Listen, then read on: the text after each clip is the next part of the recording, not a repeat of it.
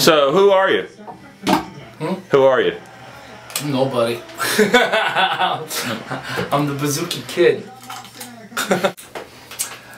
My name is Chuck Metaxas. I'm from Fort Lee, New Jersey. And we're here in my Ouzeri Metaxas. This is my Bazooki Ouzeri. Now, Ouzeri is like a cafe where they have shots of ouzo. So this is my own little private Ouzeri here. And I'm going to do a shot of ouzo for you now. Hoppa. Hoppa! Alright. Stina Yasu. It's to your health in Greek. Okay. I'm fueled. I met Scott King Spo-it Corcoran in South Carolina in 1986, and I needed a roommate, and Scott was gracious enough to open his doors to me, and we lived in this apartment next to a couple of dikes, and our landlady was the troll because she looked like a real troll.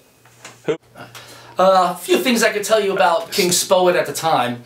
When I met him in 1986, he definitely had a loose screw, which I instantly was attracted to that because Scott and I became good friends, and here we are 20 years later and we're still good friends. But he was very smart, very witty, very intellectual, had great taste in music, and we just got along. And he drank like a fish back then. Any drinking stories you want to relate for King Spo-it? Yeah, I don't remember any of them, but there were lots.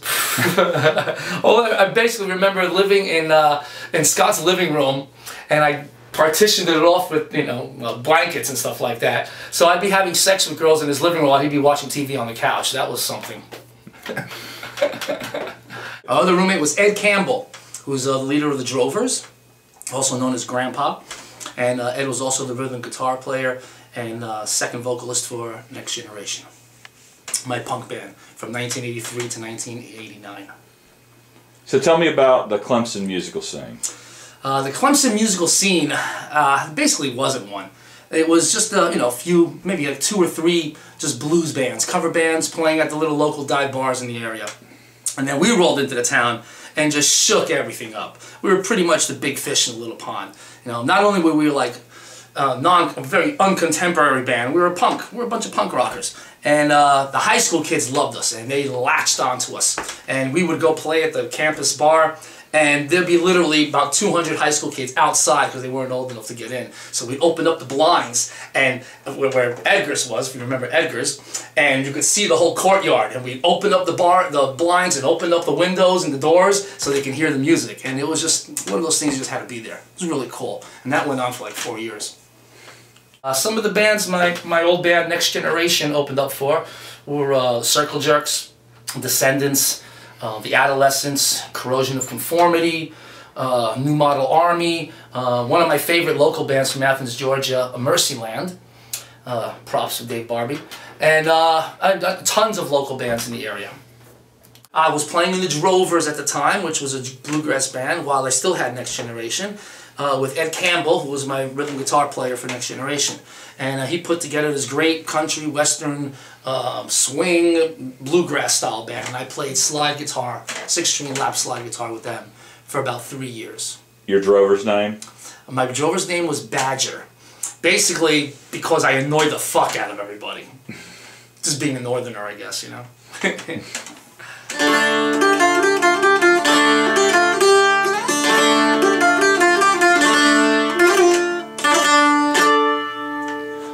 With Next Generation, I basically I told them I was moving back. up to New Jersey in 1990, and it was either we would move as a band to Atlanta, or Athens, somewhere, you know, a cool city, or I was going to take off. Now, none of those guys wanted to leave. They all wanted to stay down there.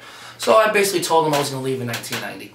And before that, though, about 6 months prior, I was with the Drovers, and Ed Campbell, in a drunken rage, smashed the guitar over my head, and I quit the band after that. So that's how the Drovers ended. But we're still friends. What was that drunken rage about? Oh, just not ending a song on time. Something really stupid.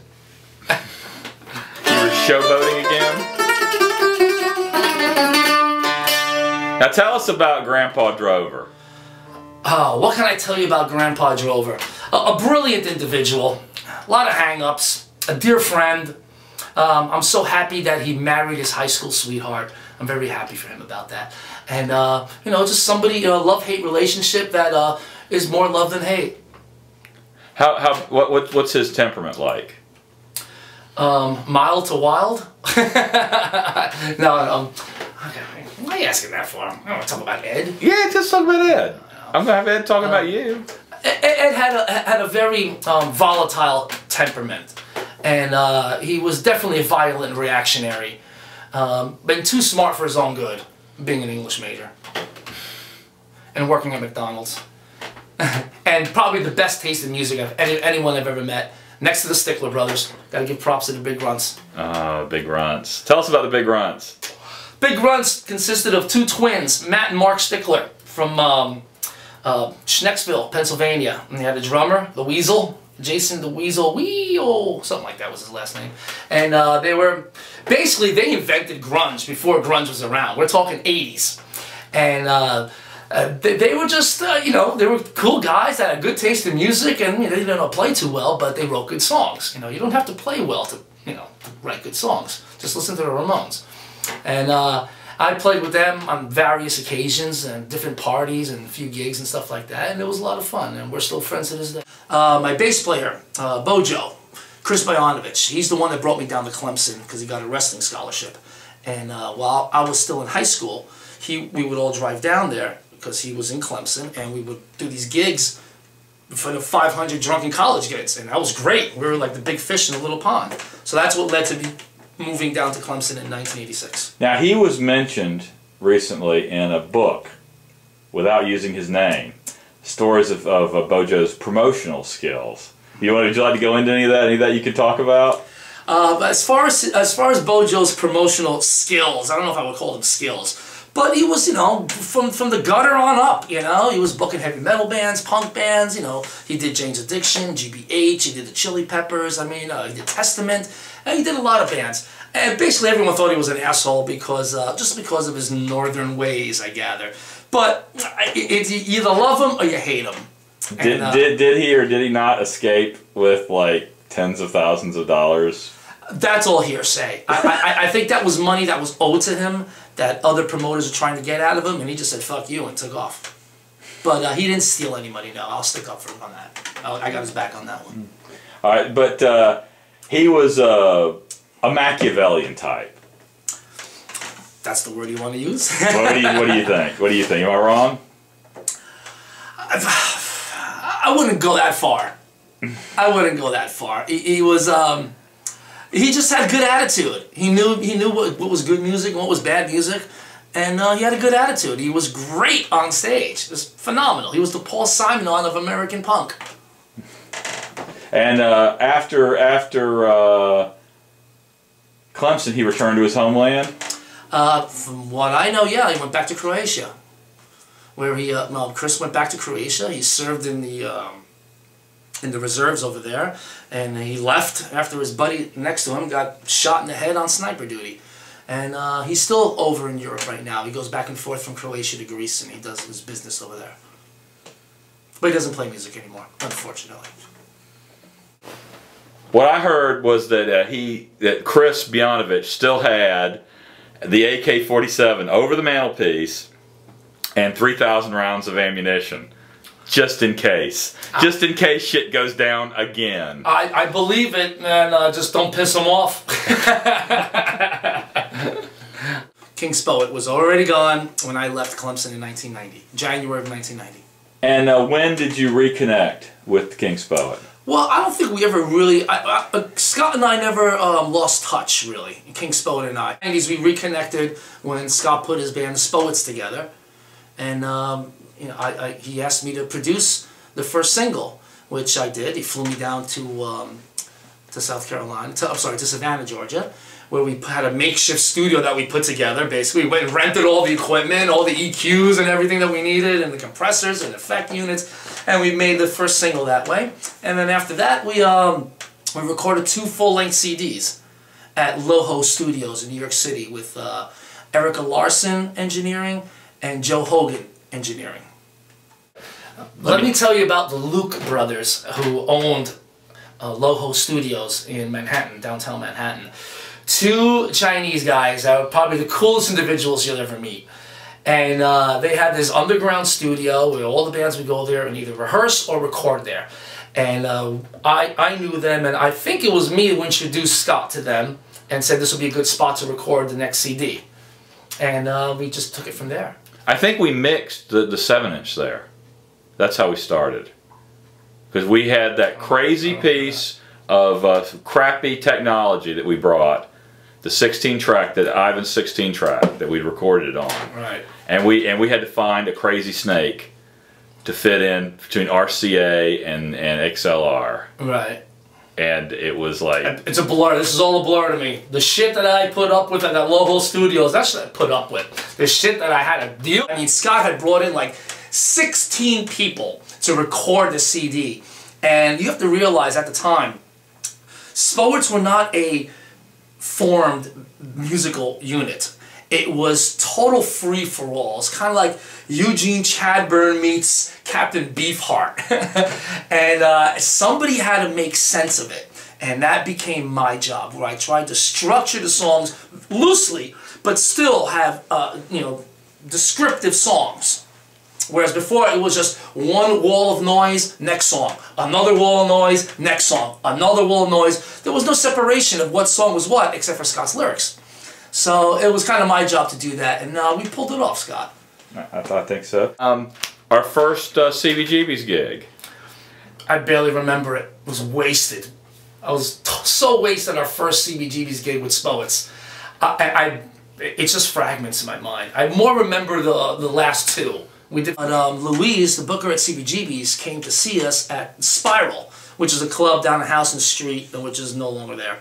And I guess King Spo-it had sent her a press package like he does. No, she just showed up. So Louise from CBGB's, the booker at CBGB, showed up. She saw us at Spiral, saw the chaos, saw the attitude, saw the fun that we were having, and she wanted us to play CBGB's. So it was one of those rare occasions where we didn't even try to get a gig at CBGB's. They came to us. By that time, the second CBGB's gig, we had structured songs. The first CB's gig was just noise. You know, it was one wall of sound into another wall of sound, and that was it.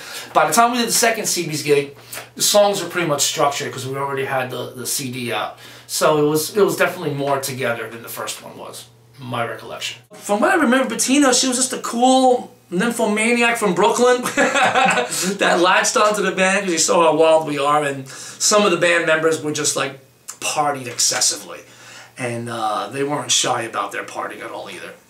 And you know, we stayed at her loft in Brooklyn. Well, they stayed at the loft. I lived in Jersey, so I just came back to Jersey.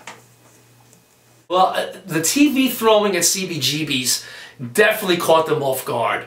And I remember the biggest problem was after we were done, they turned the house lights on. They looked at us and go, "Who's going to clean all this shit up?" And then Scott right away comes up with his big old dustpan and a broom and goes, "Don't worry, we got it all together. We got it. We'll clean it all up." Which you guys did. Very quickly. Yeah, very quickly too. But I'm sure for months there was little tiny pieces of broken TV glass like everywhere on the floor. Because I think we demolished about 10 TV sets on stage that night. I remember the last TV thrown at the second CBGB's gig was still plugged in, playing bestiality porn on it. And Scott holds it over his head and throws it into the crowd, and just you see the crowd just part while it just lands right in the middle of the dance floor. And boom! Smash, sparks, smoke, whatever that dust is that comes out of the TV screen. I mean, it was definitely, you know, dangerous. The third CBGB's gig with the Murder Junkies was probably our best show there because they had been playing around, you know, without me down south, and they would come up and I would jump in with the band, and we'd already recorded one of the CDs by then. Both of them. We already recorded both the CDs by then, and things were much more together. I mean, we were a real band, and it went over great. And I mean, I was definitely shocked when Dino stuck the drumsticks up his ass and then was trying to hand it off to everybody. I was like, I ain't touching that, you know. And we had two strippers on stage dancing almost naked, and they were naked. I think they had pasties on the nipples. No pasties. Oh, yeah, we got the video of it, man. We can check the tape. Right. And that was pretty hot, you know, doing like a pseudo sex act on stage while we're playing. That was a first for me. It was a real sex act. Dino Sex got fucked up the ass on stage by Carla.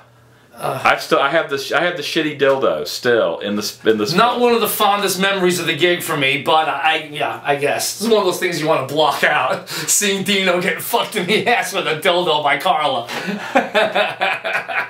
Cheers, Dino. The way the crowd responded to us and the owners at CB's, they dug it, but they didn't like all the smashing of the stuff on stage. The crowd loved it. The crowd absolutely loved it. I know that the sound people, they were just questionable about it because they're used to having, like, you know, much more professional bands playing there, of course. And we were for the farthest thing from professional you could imagine.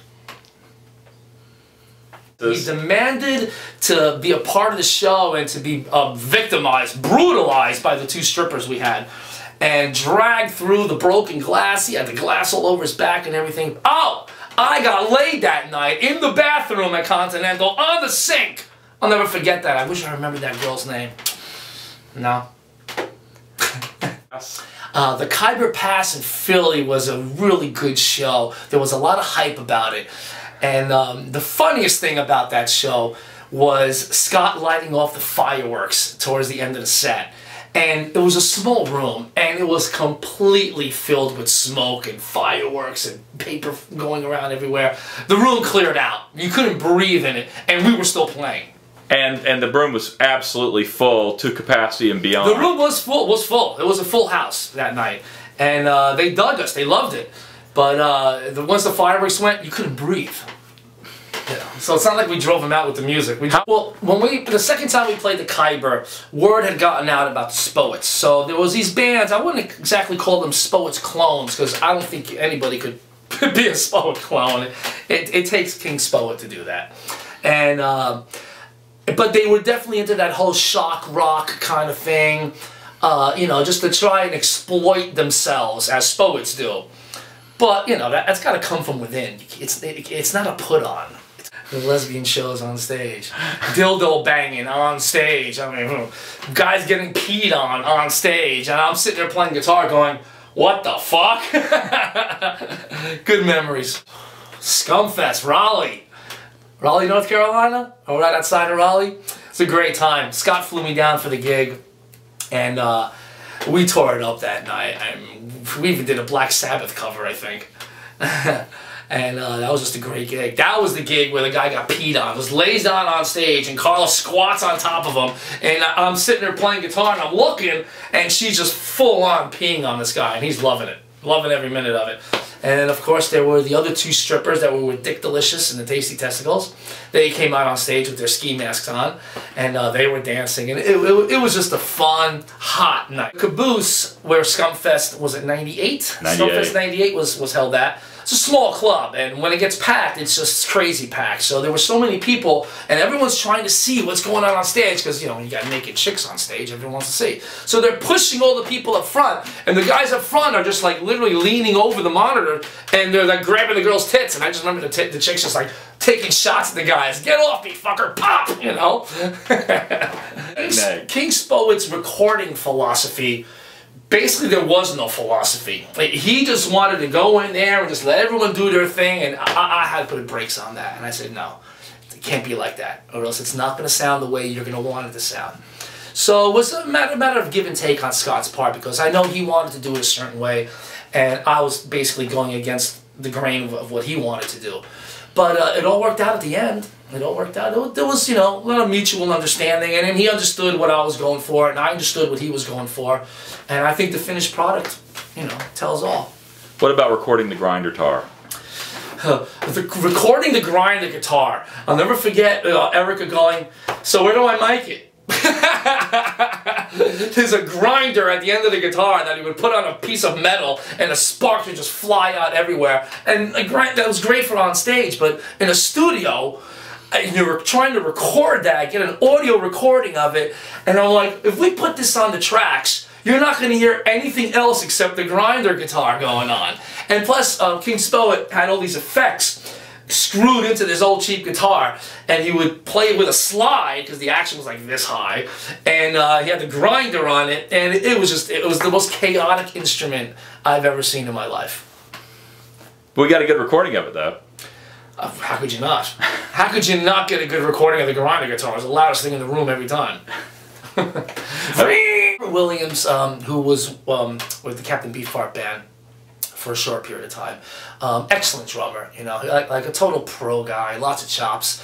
He knew what Scott was going for, so he knew that it gave him a lot of room to do different stuff. So if you listen to the Live Sex CD, you could hear that his drumming is very unconventional.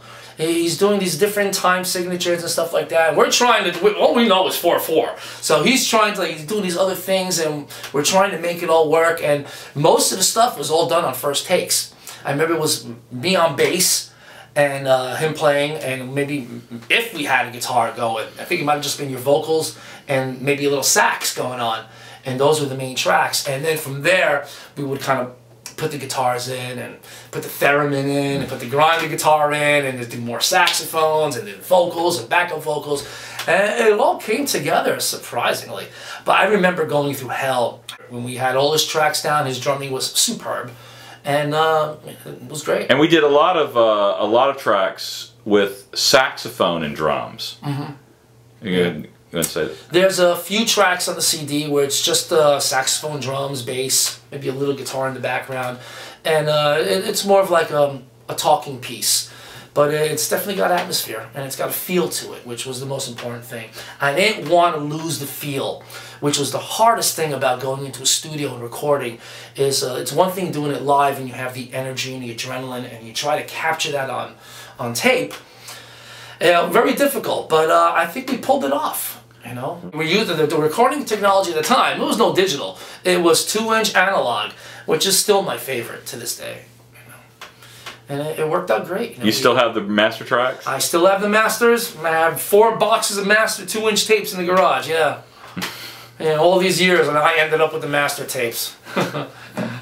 For the dance remix? Oh God, craziest shit on stage was definitely the girls. The girls were the craziest ones in the band. That's just how it is. They, you know, peeing on stage, fucking each other with dildos. I'm talking full penetration here. You know, not for the faint of heart. The girls were drinking and drugging more than I've ever seen. You know, I mean, personally, I like to be sober on stage because I want to keep my shit together. But with Spoets, I was like, huh, what's the point? It all came together. Right? If I had a rock and roll venue, and Spoets wanted to play, and I knew anything about them, I would say absolutely not. One gig in particular comes to mind. We played in Baltimore on Max's on Broadway. And who's Bob Dylan's son? What's that guy's name? Can't remember his Jason name. Dillon Yeah. or something like that. He was in town that night playing at the big Prudential Center, whatever the hell it was down there at the time. And they wanted to do a small gig at a club. So they come to Max's on Broadway. After their big show. They come down and they bring all their yuppie, older, hippie crowd over there, and we're about to go on stage, and the owners say, can they use your equipment and do a set? And we're like, yeah, sure, of course. So he goes up there, he does his whole thing, you know. And then, immediately, when they got done, 5 minutes we're talking about, we're up on stage and starting our first song. I think it took about 2.5 minutes until we cleared the room of all those fucking hippies. I remember them really liking it because we had the robots going. I remember Dylan guy was very like there and loving it. Oh, I remember that Jason Dillon was there checking it out, and not for long, for a little while, but the crowd wasn't. They went from hippie to like I'm out of here, and but it was still a fun gig. Yeah, we had the girls and the sex and robots going and fire and as much as sex, robots, and fire. You know, that sums it up. Honestly, when we did the 20-year reunion 2 years ago in 2010, one of the most memorable experiences was setting Ash on fire. He literally put on this stuff, and he had this like fire stuff that they use in movies, and we literally lit him on fire. and we had the fire extinguisher handy, and he's burning, and he's like, all right, put it out now. And we're trying to spray him down and put the fire out, and it wouldn't go out. That was great. And who was the idiot that went to grab the TV and cut his hand wide open? I do not remember. Was that Icy Mike? That was at that. Yes, but that wasn't at that gig. That was at these gigs. They just become a big blur because it's so much insanity going on. You try to like remember certain things from certain gigs to kind of put it into perspective, but there's so much crazy shit at every gig. It's hard to know which one was which. But it was all fun. How about setting Ash on fire? To me, I was just like sitting there playing. I'm watching a human being like a Roman candle. That was great. Johnny Dunn. Johnny Dunn is like the brother I never had. I introduced John to Scott, saying that he would be a great bass player for the Spoets because Icy Mike just kind of lost his shit, and who knows where he is. Well, I'd known him since Rough Mix. Right. Scott had known John Dunn from playing in his cover band and stuff like that. But it wasn't until I brought it to his attention that he would be into this. And then I showed John all the songs. We made him a tape, and then we got together, and I showed him all the songs, and he worked out fine. And 2 years later, you guys have done a bunch of gigs together. Yeah. You know, without me, you know, because Scott can't afford to fly me down. Well, no, gigs don't pay nothing, so yeah, it's hard. I know how that goes. That's why I got a Greek band. I mean, at least Magus makes money. Lineup, the current lineup, you know, I love Rick on drums. Rick is a real powerful drummer. He's also on half of the recordings on the Live Sex CD. And those are the songs that are the most like punk driven, the most straightforward rock songs are with Rick on drums. Which, you know, not taking any credit away from Robert Williams, but Rick's style fits more like it. It's more aggressive, you know, which is what we do. Well, Rick, the songs that Rick was on were songs that we wrote on the road with him drumming. Right. So he participated in the writing of those songs. Right, He's not just a drummer. Rick Surley is more than just a drummer. He also helped co-write some of the songs, just as I did. I mean, probably a third of the songs in the Live Sex CD, I wrote the music to. And I said, Scott, let me hear your lyrics. And he would start going with his lyrics, and I would start playing something. I'd look at Rick, and I go, okay, Rick, pick up on that. And he would. Same thing like happened with Robert Williams, you know, but with Robert, I would be playing the bass, so I could lock in with him. And but Rick wrote a few of the songs off the Live Sex CD. The drum parts, all the drum parts, and some of the arrangement and stuff like that. And then they would show it to me, and either would keep it or we change a couple little things here and there, and that's it. It worked out. But those are some really great songs. But John Dunn made a huge difference to the band because he was the first real bass player. I mean, Icy Mike, you know, he. How was it that you said it? Bass holder. He was a bass holder, yeah. He was we had a lot of bass holders. And Tim could play the bass, but he would never tune it. So he'd be playing all this stuff, and I'm looking at him, and what he's playing is kind of cool, but the bass wasn't in tune. So then I was like, hey, come here a second. And I tuned his bass, and then I go, now play what you were doing. Okay, now we got a song. And I put my guitar part to it, and it would work. But John Dunn joined the band. And it just kind of, it locked it in because he had a solid drummer, being Rick Surley, and John Dunn, extremely competent bass player, and me on guitar, and that's your rhythm section. King Spo-it and I have maintained a friendship for, you know, going 25 years now. And I think we'll be buddies for life, you know. He comes and visits me every time he comes to New York. You know, my house is always open to him. And some of his friends. Some of his friends. Not Dino. Not Dino. No, I don't want him here. No, don't put that down. Cut that. But yeah, we've been friends, and we will remain friends, and hopefully we'll make music again someday. I remember in the early 90s, I was when I moved back from Clemson, I was living in my parents' basement apartment, and we had the Spoets gig. And I was like, Mom, Dad, you know, a couple of my friends are gonna come by. They gotta crash. You know, we're gonna play in New York City. And they're like, oh, okay. So Scott pulls up with like 8 people in the van, all packed in a little caravan, and my mom's watching 1, 2, 3, 4, 5, all these people coming in, and I'm like, it's just for 2 nights, don't worry. And we all slept in my basement for 2 nights, and those are some great times. Now, you said you didn't want to talk about the sex acts? What's there to talk about? I mean, it is what it is, you know what I mean?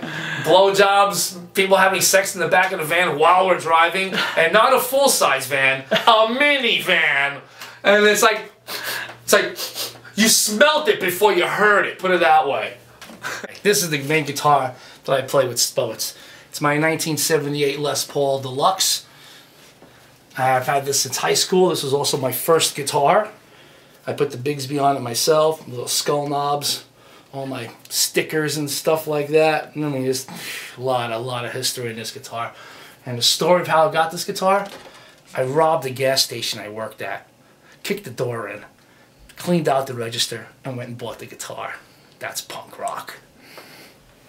Any statute of limitations on that, Chuck? I don't think so. It's been, what, 30 years? All right, why don't you get over to the Clash there. I want to point out the Johnny Thunders thing. This is like a few days before he died. All right, go before ahead. Jerry Nolan died. Is it filming? Yeah, it's filming, okay. man. As you can see, I got a lot of posters. All these band marquee stuff. These are all shows that I've been to. And this one here has a lot of sentimental value. Johnny Thunders and the Heartbreakers with Jerry Nolan, Walter Lure, Johnny Thunders. And this is probably just a couple of weeks, 1 week before Jerry Nolan died, and 2 weeks before Johnny Thunders died. And there's the article. And this is the article in the paper that I put in it also. So this has a lot of sentimental value to me. But I've been to all these shows. If you want to like do a sweep here and just show all the. Get my crane in here. Get my crane shot. Yeah, why not? You know, of course, my Black Market Clash poster. Very nice. Over here. I know you can't see that in the picture. Yeah, you can. You can? Oh, okay. Which is great. Gotta love Danzig. You know, the Lucifuge tour. Went and saw him with Soundgarden opening up. Believe that. But great concert. You want to move over and move the chair. All right. Here's another corner of my dining room where I have my wall of Fenders here. I got my 70s Super Twin Reverb, 180 watts, 6 output tubes. It's a monster. Heaviest thing you'll ever lift. My 67 Super Reverb, early 70s Bandmaster cabinet. I got a 64 Super Reverb over here under the thing. This is my main amp when I play out now. I still use my old Fenders. People say you're crazy to bring that shit out of the house. I go, it's meant to be heard, not just to be looked at. And of course, more of my band marquees. Yes, I saw Kool and the Gang and the Gap Band. I was at that show. Years ago, I sold King Spo-it an old dinosaur of an Ampeg B212. 100 watts, the heaviest thing you could imagine, with 2 SRO EV speakers in it. Each speaker was like this big. The magnets are like this big, and it weighs like 25 pounds each speaker. So the amp was like a 125-pound amp. And under the condition that if he ever got rid of it, that he would have to sell it back to me. With the flight case. Here we have the 20th anniversary Spoets flyer that I had to appropriately hang up on my wall somewhere. Along with an old Next Generation little flyer here, 2 pictures that I blew up. That's me. I had a badass mohawk back then. It's like held all the way down to my chin, and I would put it up and it'd be like a fishtail. That was early 80s. No more fishtail. No more fishtail. Not much hair either, but it's okay. That happens with age. Okay, my favorite dancer of all time with all the Spoets was always Jenny Brady, because she was just a sweetheart. She was a kindred spirit, and there was never any sex involved or anything like that. It was just friendship. Whereas the other dancers, it was all about the sex. But Jenny, I love you dearly, and I miss your friendship. I know you're in Savannah. I know you had a baby. Congratulations, and I hope life's good for you. I'm Chuck. This is my 1963 Gibson SG Junior.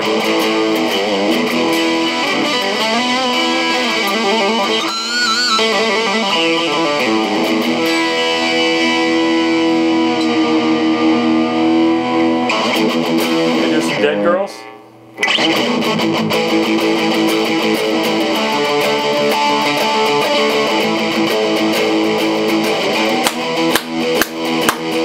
Saw her there late one night, and I could see right through her eyes.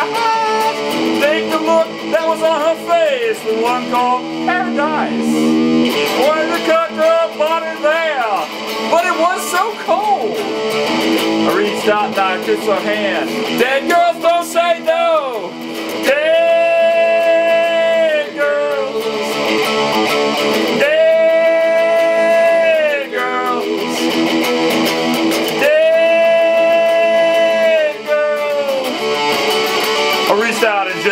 touch our hand. Dead girls don't say no.